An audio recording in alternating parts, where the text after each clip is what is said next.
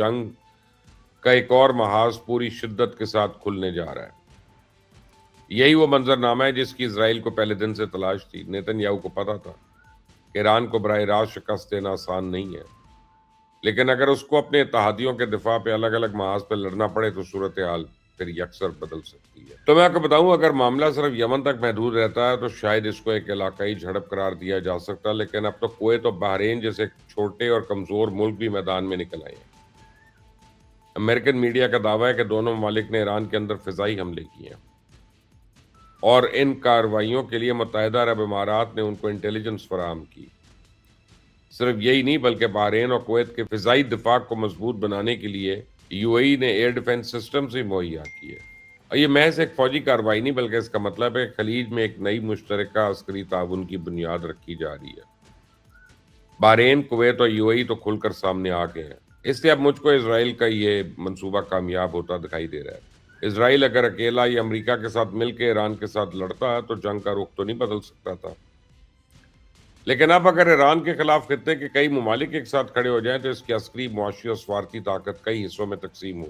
सबसे बड़ी खबर तो यह है कि ईरान के खिलाफ सिर्फ खलीजी ममालिक नहीं इकट्ठे हो रहे, यूरोपियन कंट्रीज भी अब अमेरिका के साथ खड़े होते हुए नजर आ रहे हैं।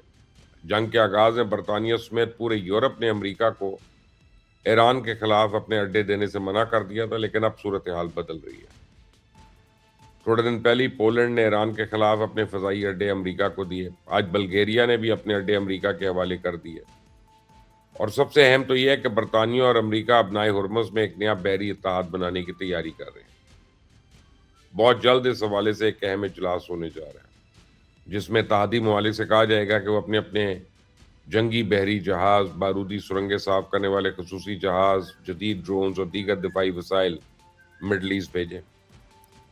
तो बज़ाहिर इस इकदाम का मकसद जहाज रानी के रास्तों को तहफ़्फ़ुज़ देने की बात है, लेकिन इसका दबाव सिर्फ और सिर्फ ईरान पे पड़ेगा, क्योंकि अपनाए हुर्मुज़ ईरान के लिए एक समुद्री रास्ता नहीं, बल्कि ये इसकी स्ट्रेटेजिक ताकत है। ईरान इस रास्ते को बंद करके आलमी मईशत हिला सकता है, बल्कि इसका नक्शा तक बदल सकता है। और शायद इसी खतरे के पेश नज़र अमरीका ने पूरी कुव्वत के साथ अपने इत्तेहादियों को मुतहरिक करना शुरू कर दिया। यानी अब सिर्फ फजाई महाज नहीं है, समुंदर भी इस जंग का हिस्सा बनते जा रहे हैं।